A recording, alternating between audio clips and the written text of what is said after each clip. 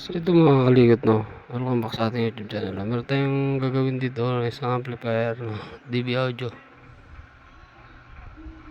Yung tatak niya, no. Sabi ng may-ari, hindi raw ito tumutugtog, hindi raw nag-play yung relay niya,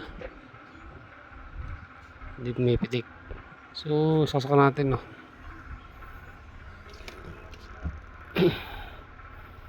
Ito yung plug niya, no.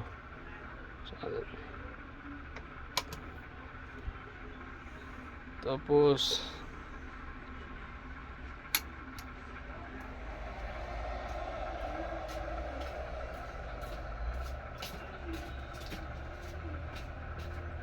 so wala talaga yung relay niya, hindi pumipitik yung relay niya.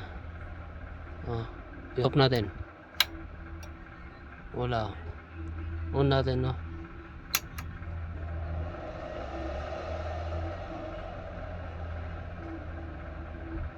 Off natin.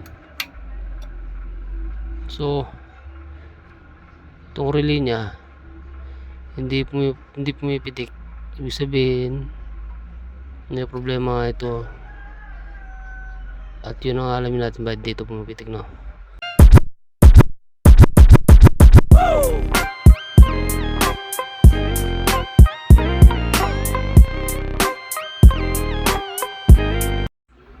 Ito mga kalikot, no, ito yung amplifier na ginagawa natin na hindi pumipitik yung relay. Alam na natin kung anong sira nito. Papakita ko sa inyo, no. Ito, nakasakas ka na to, sinaksak na natin. Board na lang yung naiiwan niya, no. Walang indicator to dahil nakatanggal yung preamp nito, no. I-voltage check natin siya.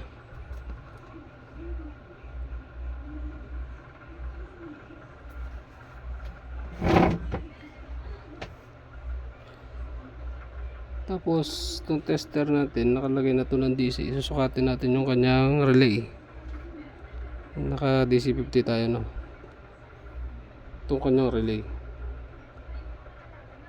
Kaya hindi nagre-relay ito dahil walang supply yung relay niya. Sabi kasi nung may-ari, may nilagay raw siya ditong diode. Tapos subukan natin, no. Sukatin natin yung kanyang relay. Ito yung positive, ito yung negative. Wala tayong nakuhang 12, no, DC 12, no, wala. Hindi talaga magpipitik yung relay niya. So sinundan natin yung sinasabi niyang diode, kung sinasabi niyang pinalitan niya ng diode.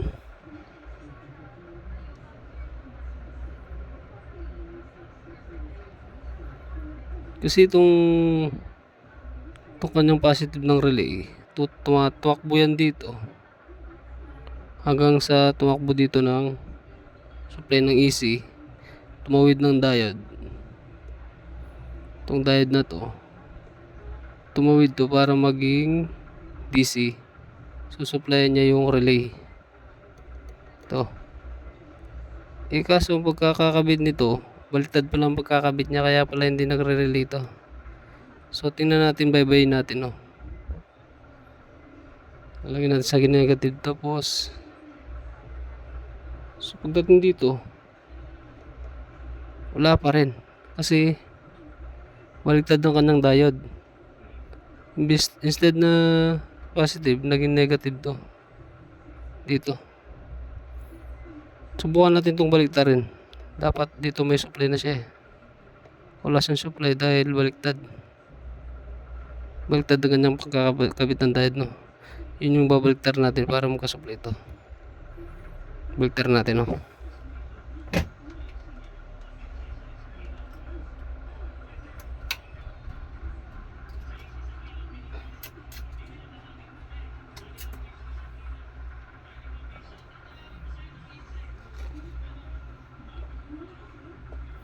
Tanggalin muna natin to.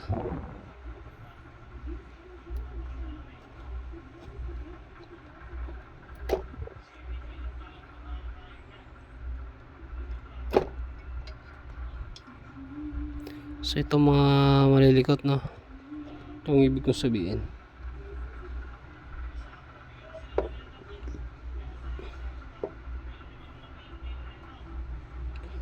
Itong diode na to, dapat pagkakalagay nito positive para masusuplayan to.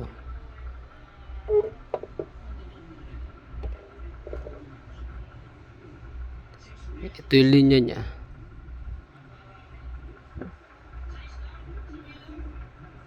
Positive.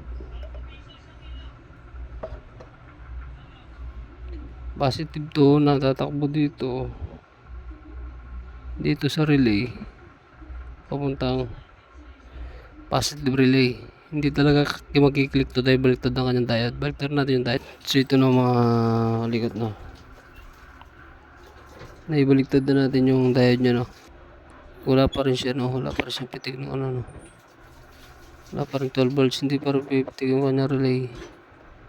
Pero pag lalagay natin sa ground, yung ground rod, slay natin sa positive, meron siya. So ibig sabihin walang sumusupply sa ground ng relay, no. Yun ang hanapin natin. Ito na, no, mga kalikot, no. Ito na yung ginagawa nating amplifier na ayaw mag-relay. Ito nakuha na natin kung bakit hindi siya nagre-relay. Ang problema pala nito ay yung kanyang diode, no. Ito binaliktad natin, tapos di pa rin nagre-relay. Ang problema niya yung kanyang resistor. Ito tinapon natin sa labas. Diyan nakarekta ang kanyang, diyan dumadaan ang kanyang negative para mapunta siya sa negative. Dito may positive, nakita nyo naman yung pinakita natin, may positive lang negative. Open pala to. Yung pinalitan natin to, diyan dumaan ang kanyang negative, tsaka na siya nag-okay. Tignan mo, ipi-play natin, no. Papakita ko sa inyo at maririnig nyo naman kung okay na yung kanyang relay. Ito, nakasaksak na to. Sinaksak na natin, no, tsaka natin i-on.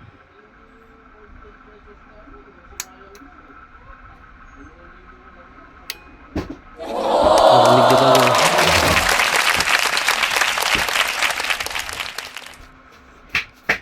I-off natin, no.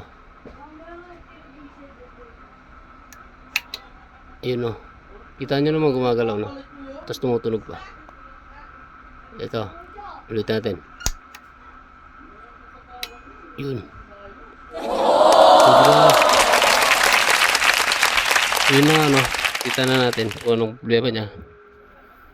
Simbolin muna natin para may kabit natin at masubukan natin ito ay good na. So simbolin ko muna, no. So ito na naman mga kalikot, no. Okay na siya, no. Hindi na natin patatagalin ito, baka makapatay tayo. Salamat sa panonood, no. Dito na lang. Kung may konti kayong nalaman. Salamat.